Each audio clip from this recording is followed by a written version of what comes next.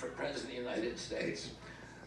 I began this journey as a Democrat, the party of my father, my uncle, the party which I pledged my own allegiance to long before I was old enough to vote.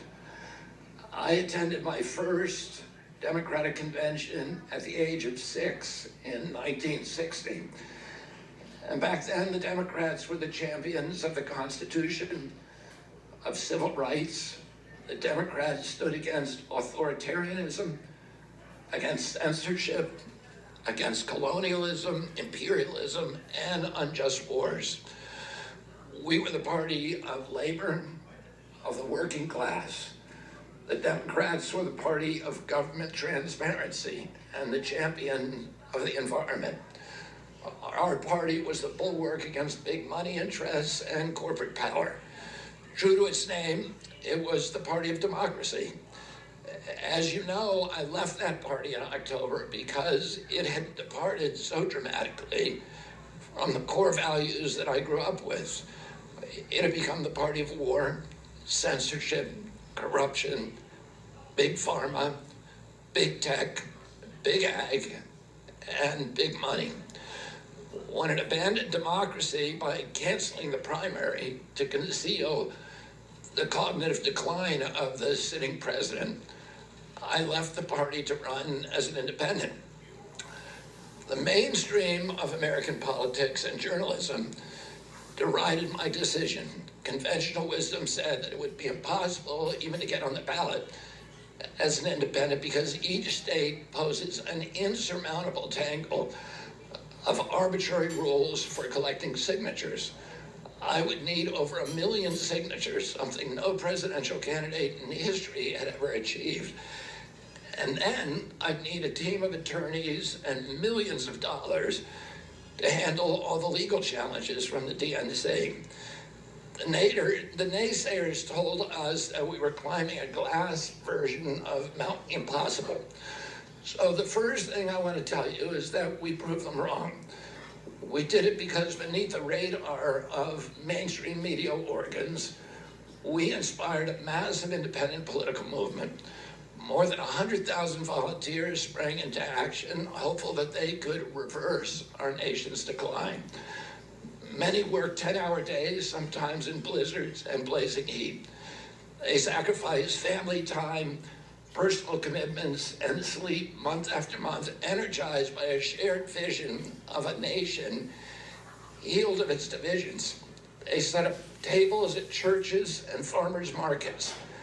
They canvassed door to door. In Utah and in New Hampshire, volunteers collected signatures in snowstorms, convincing each supporter to stop in the frigid cold, to take off their gloves, and to sign legibly. During a heat wave in Nevada, I met a tall, athletic volunteer who cheerfully told me that he had lost 25 pounds collecting signatures in 117-degree heat. To finance this effort, young Americans donated their lunch money, and senior citizens gave up part of their Social Security checks. Our 50-state organization collected those millions of signatures and more. No presidential campaign in American political history has ever done that. And so I want to thank all of those dedicated volunteers and congratulate the campaign staff who coordinated this enormous logistical feat. Your accomplishments were regarded as impossible. You carried me up that glass mountain. You pulled off a miracle.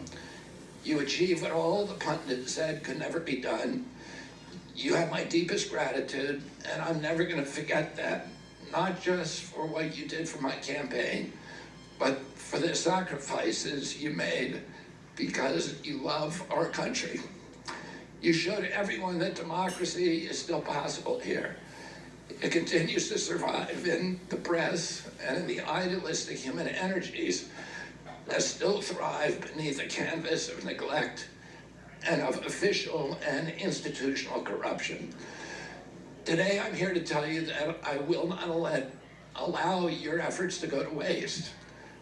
I'm here to tell you that I will leverage your tremendous accomplishments to serve the ideals that we share, the ideals of peace, of prosperity, of freedom, of health, all the ideals that motivated my campaign. I'm here today to describe the path forward that you've opened with your commitment and with your hard labors. Now, in an honest system, I believe that I would have won the election.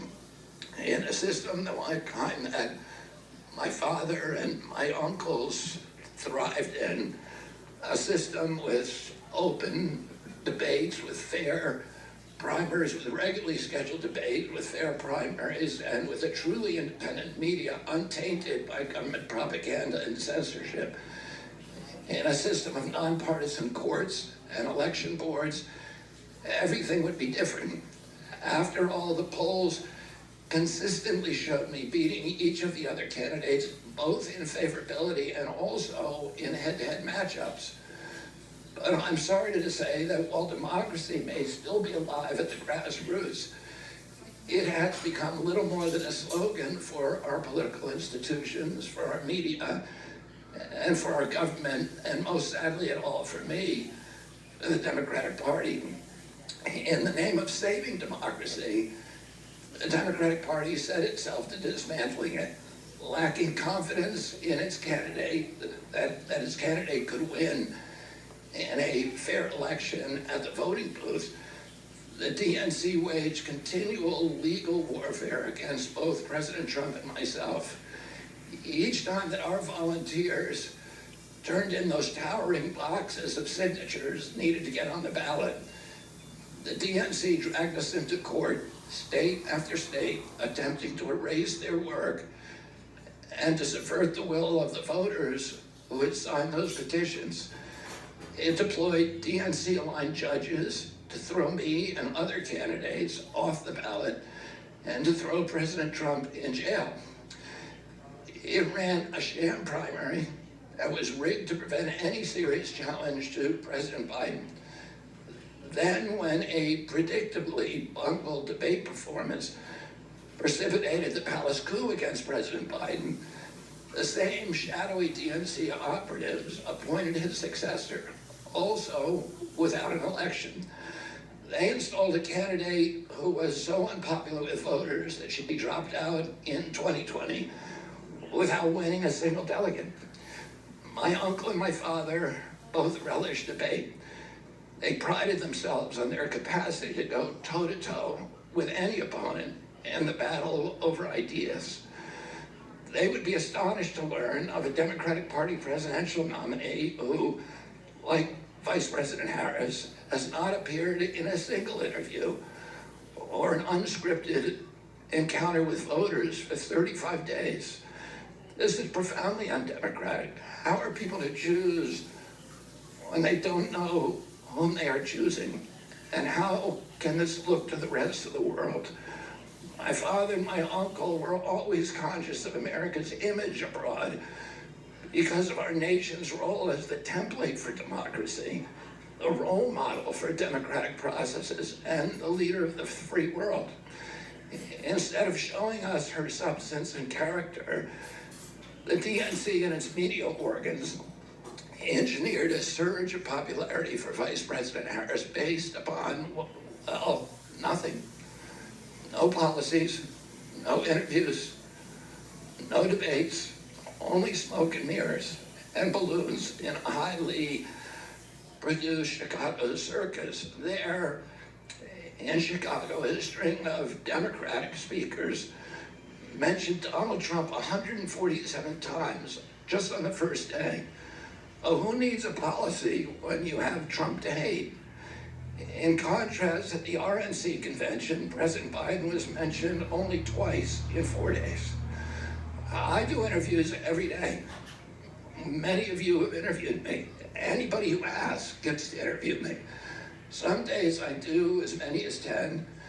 President Trump, who actually was nominated and won an election, also does interviews daily. How did the Democratic Party choose a candidate that has never done an interview or debate during the entire election cycle? We know the answers. They did it by weaponizing the government agencies. They did it by abandoning democracy. They did it by suing the opposition and by disenfranchising American voters. What most alarms me isn't how the Democratic Party conducts its internal affairs or runs its candidates. What alarms me is the resort to censorship and media control and the weaponization of the federal agencies. When a U.S. president colludes with or outright coerces media companies to censor political speech, it's an attack on our most sacred right of free expression, and that's the very right upon which all of our other constitutional rights rest. President Biden mocked Vladimir Putin's 88% landslide in the Russian elections, observing that Putin and his party controlled the Russian press, and that Putin prevented serious opponents from appearing on the ballot. But here in America, the DNC also prevented opponents from appearing on the ballot. And our television networks expose themselves as Democratic Party organs. Over the course of more than a year, in a campaign where my poll numbers reached at times in the high 20s, the DNC-aligned mainstream media networks maintain a near perfect embargo on interviews with me. During his 10-month presidential campaign in 1992, Ross Perot gave 34 interviews on mainstream networks. In contrast, during the 16 months since I declared, ABC, NBC, CBS, MSNBC, and CNN combined gave only 2 live interviews from me. Those networks instead ran a continuous deluge of hit pieces with inaccurate, often vile, pejoratives and defamatory smears. Some of those same networks and colluded with the DNC to keep me off the debate stage. Representatives of those networks are in this room right now, and I'll just take a moment to ask you to consider the many ways that your institutions have abdicated this really sacred responsibility, the duty of a free press to safeguard democracy and to challenge always the party in power. Instead of maintaining that posture of fierce skepticism toward authority, your institutions have made themselves government mouthpieces and stenographers for the organs of power. You didn't alone cause the devolution of American democracy, but you could have prevented it. The Democratic Party's censorship of social media was even more of a naked exercise of executive power. This week, a federal judge, Terry Doty, upheld my injunction against President Biden, calling the White House's censorship project, quote, the most egregious violation of the First Amendment in the history of the United States of America. Doty's previous 155-page decision details how just 37 hours after he took the oath of office, swearing to uphold the Constitution, President Biden and his White House opened up a portal and then invited the CIA, the FBI, CISA, which is a censorship agency, it's the center of the censorship industrial complex, DHS, the IRS, and other agencies to censor me and other political dissidents on social media. Even today, users who try to post my campaign videos to Facebook or YouTube get messages that this content violates community standards. 2 days after Judge Doty rendered his decision this week, Facebook was still attaching warning labels to an online petition calling on ABC to include me in the upcoming debate. They said that violates community standards, their community standards. The mainstream media was once the guardian of the First Amendment and democratic principles, and it's joined this systemic attack on democracy. It also, the media justifies their censorship on the grounds of combating misinformation, but governments and oppressors don't censor lies. They don't fear lies. They fear the truth. and that's what they censor. And I don't want any of this to sound like a personal complaint, because it's not. For me, it's all part of a journey, and it's a journey that I signed up with. But I need to make these observations because I think they're critical for us doing the thing that we need to do as citizens in a democracy to assess where we are in this country and what our democracy still looks like, and the assumptions about U.S. leadership around the globe. And are we living up? Are we really still a role model for democracy in this country? Or have we made it, a kind of a joke? And here's the good news. While mainstream outlets denied me a critical platform, they didn't shut down my ideas, which have especially flourished among young voters and independent voters, thanks to the alternative media. Many months ago, I promised the American people that I would withdraw from the race if I became a spoiler. A spoiler is someone who will alter the outcome of the election but had no chance of winning. In my heart, I no longer believe that I have a realistic path to electoral victory in the face of this relentless, systematic censorship and media control. So I cannot in good conscience ask my staff and volunteers to keep working their long hours or ask my donors to keep giving when I cannot honestly tell them that I have a real path to the White House. Furthermore, our polling consistently showed that by staying on the ballot in the battleground states, I would likely hand the election over to the Democrats, with whom I disagree on the most existential issues: censorship, war, and chronic disease. Oh, I want everyone to know that I am not terminating my campaign. I am simply suspending it and not ending it. My name will remain on the ballot in most states. If you live in a blue state, you can vote for me without harming or helping President Trump or Vice President Harris. In red states, the same will apply. I encourage you to vote for me. And if enough of you do vote for me, and neither of the major party candidates win 270 votes, which is quite possible. In fact, today our polling shows them tying at 269 to 269. And I could conceivably still end up in the White House in a contingent election. But in about 10 battleground states where my presence would be a spoiler, I'm going to remove my name, and I've already started that process and urge voters not to vote for me. It's with a sense of victory and not defeat that I'm suspending my campaign activities. Not only did we do the impossible by collecting 1 million signatures, we changed the national political conversation forever. Chronic disease, free speech, government corruption, breaking our addiction to war have moved to the center of politics. I can say to all who have worked so hard the last year and a half, thank you for a job well done. 3 great causes drove me to enter this race in the first place, primarily.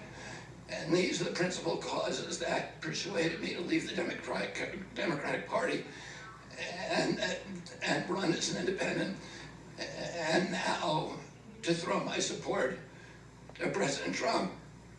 The causes were free speech, a war in Ukraine, and the war on our children. I've already described some of my personal experiences and struggles with the government's censorship industrial complex. I want to say a word about the Ukraine war. The military-industrial complex has provided us with a familiar comic book justification, like they do on every war, that this one is a noble effort to stop a supervillain, Vladimir Putin, invading the Ukraine, and then to thwart his Hitler-like march across Europe. In fact, tiny Ukraine is a proxy in a geopolitical struggle initiated by the ambitions of the U.S. neocons for American global hegemony. I'm not excusing Putin for invading Ukraine. He had other options. But the war is Russia's predictable response to the reckless neocon project of extending NATO to encircle Russia, a hostile act. The credulous media rarely explain to Americans that we unilaterally walked away from 2 intermediate nuclear weapons treaties with Russia and then put nuclear-ready Aegis missile systems in Romania and Poland. This is a hostile act. And that the Biden White House repeatedly spurned Russia's offer to settle this war peacefully. The Ukraine war began in 2014 when U.S. agencies overthrew the democratically elected government of Ukraine and installed a hand-picked pro-Western government that launched a deadly civil war against ethnic Russians in Ukraine. In 2019, America walked away from a peace treaty, the Minsk Agreement, that had been negotiated between Russia and Ukraine by European nations. And then in April of 2022, we wanted the war. In April of 2022, President Biden sent Boris Johnson to Ukraine to force President Zelensky to tear up a peace agreement that he and the Russians had already signed, and the Russians were withdrawing troops from Kiev and Donbass and Lugansk. And that peace agreement would have brought peace to the region and would have allowed Donbass and Lugansk to remain part of Ukraine. President Biden stated that month that his objective in the war was regime change in Russia. His Defense Secretary Lloyd Austin simultaneously explained that America's purpose in the war was to exhaust the Russian army, to degrade its capacity to fight anywhere else in the world. These objectives, of course, have nothing to do with what they were telling Americans about protecting Ukraine's sovereignty. Ukraine is a victim in this war, and it's a victim of the West. Since then, of Russia and both Russia and the West, since then, we have, since tearing up that agreement, forcing Zelensky to tear up the agreement, we've squandered the flower of Ukrainian youth, as many as 600,000 Ukrainian kids, and over 100,000 Russian kids, all of whom we should be mourning, have died, and the Ukraine's infrastructure is destroyed. The war has been a disaster for our country as well. We squandered nearly $200 billion already, and these are badly needed dollars in our communities, suffering communities all over our country. The Nord Stream pipeline sabotage and the sanctions have destroyed Europe's industrial base, which formed the bulwark of U.S. national security. A strong Germany with a strong industry is a much stronger deterrent to Russia, and a Germany that is deindustrialized and turned into just an extension of U.S. military base. We've pushed Russia into a disastrous alliance with China and Iran. We're closer to the brink of nuclear exchange than at any time since 1962. And the neocons in the White House don't seem to care at all. Our moral authority and our economy are in shambles. And the war gave rise to the emergence of BRICS, which now threatens to replace the dollar as the global reserve currency. This is a first-class calamity for our country. Judging by her bellicose, belligerent speech last night in Chicago, we can assume that President Harris will be an enthusiastic advocate for this and other neocon military adventures. And President Trump says that he will reopen negotiations with President Putin and end the war overnight as soon as he becomes president. This alone would justify my support for his campaign. Last summer, it looked like no candidate was willing to negotiate a quick end to the Ukraine war, to tackle chronic disease epidemic, to protect free speech, our constitutional freedoms, to clean corporate influence out of our government, or to defy the neocons and their agenda of endless military adventurism. But now one of the two candidates has adopted these issues as his own, to the point where he has asked to enlist me in his administration. I'm speaking, of course, of Donald Trump. Less than 2 hours after President Trump narrowly escaped assassination, Callie Means called me on my cell phone. I was then in Las Vegas. Callie is arguably the leading advocate for food safety, for soil regeneration, and for ending the chronic disease epidemic that is destroying America's health and ruining our economy. Callie has exposed the insidious corruption at the FDA, the NIH, the HHS, and the USDA that has caused the epidemic. Callie had been working on and off for my campaign, advising me on those subjects since the beginning. And those subjects have been my primary focus for the last 20 years. I was delighted when Callie told me that day that he had also been advising President Trump. He told me President Trump was anxious to talk to me about chronic disease and other subjects, and to explore avenues of cooperation. He asked if I would take a call from the president. President Trump telephoned me a few minutes later, and I met with him the following day. A few weeks later, I met again with President Trump and his family members and closest advisors in Florida. In a series of long, intense discussions, I was surprised to discover that we are aligned on many key issues. In those meetings, he suggested that we join forces as a unity party. We talked about Abraham Lincoln's team of rivals. That arrangement would allow us to disagree publicly and privately, and fiercely if need be, on issues over which we differ, while working together on the existential issues upon which we are in concordance. I was a ferocious critic of many of the policies during his first administration, and there are still issues and approaches upon which we continue to have very serious differences. But we are aligned with each other on other key issues, like ending the forever wars, ending the childhood disease epidemics, securing the border, protecting freedom of speech, unraveling the corporate capture of our regulatory agencies, getting the U.S. intelligence agencies out of the business of propagandizing and censoring and surveilling Americans and interfering with our elections. Following my first discussion with President Trump, I tried unsuccessfully to open similar discussions with Vice President Harris. Vice President Harris declined to meet or even to speak with me. Suspending my candidacy is a heart-rending decision for me, but I'm convinced that it's the best hope for ending the Ukraine war and ending the chronic disease epidemic that is eroding our nation's vitality from the inside, and for finally protecting free speech.